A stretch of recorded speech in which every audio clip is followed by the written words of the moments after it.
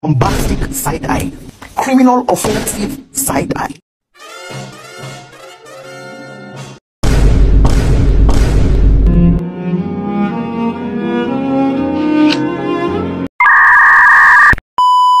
Pose with the fans. Pose with the pose with the pose with the fans. Pose with the pose with the pose with the fans. Pose with the fans.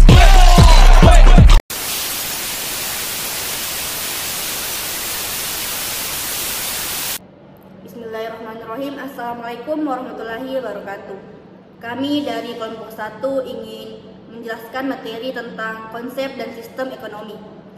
Adapun pengertian konsep adalah suatu gagasan atau ide yang menjadi dasar untuk memahami sesuatu. Konsep bisa berupa pemikiran.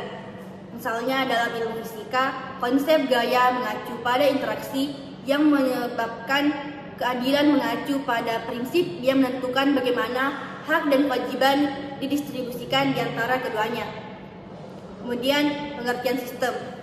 Sistem menurut beberapa ahli seperti Azhar Susanto, Sutarman, dan Yuyanto merujuk pada kumpulan elemen yang saling berinteraksi untuk mencapai tujuan tertentu. Sistem ekonomi merupakan rancangan atau gambaran tentang kesatuan komponen yang bekerja sama dalam mencapai tujuan ekonomi. Selanjutnya, jenis-jenis ekonomi. Sistem ekonomi tradisional. Sistem ekonomi tradisional adalah suatu sistem ekonomi di mana keputusan-keputusan ekonomi setelah produksi, distribusi, dan konsumsi barang dan jasa yang didasarkan pada tradisi, adat istiadat, serta kebiasaan yang diwariskan dari generasi ke generasi.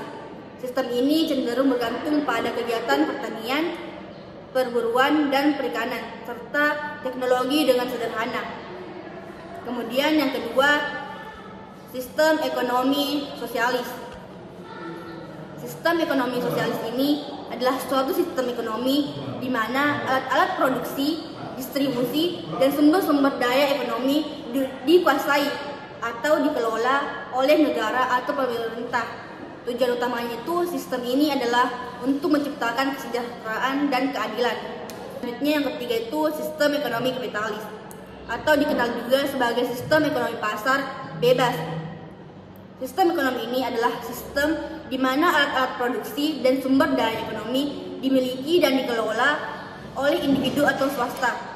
Dalam sistem ini, keputusan ekonomi seperti produksi, distribusi, dan konsumsi barang dan jasa sebagai dasar ditentukan oleh mekanisme pasar melalui permintaan hukum dan penawaran tanpa campur tangan dari pemerintah.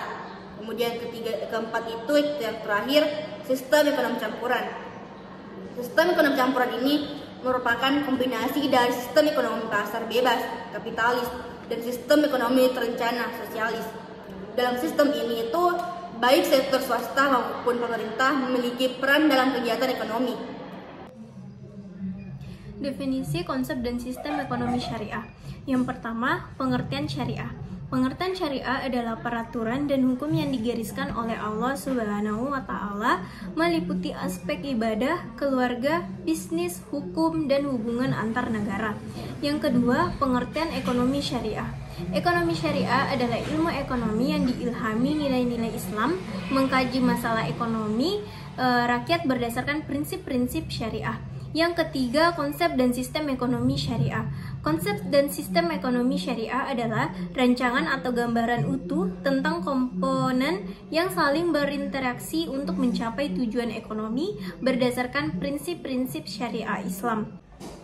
Selanjutnya, karakteristik, konsep, dan sistem ekonomi syariah. Yang pertama, dasar-dasar ekonomi syariah. Dasar-dasar ekonomi syariah meliputi mencapai kesejahteraan, hak milik individu, larangan menimbun harta, hak orang miskin, dan larangan riba. Yang kedua, prinsip dalam ekonomi syariah.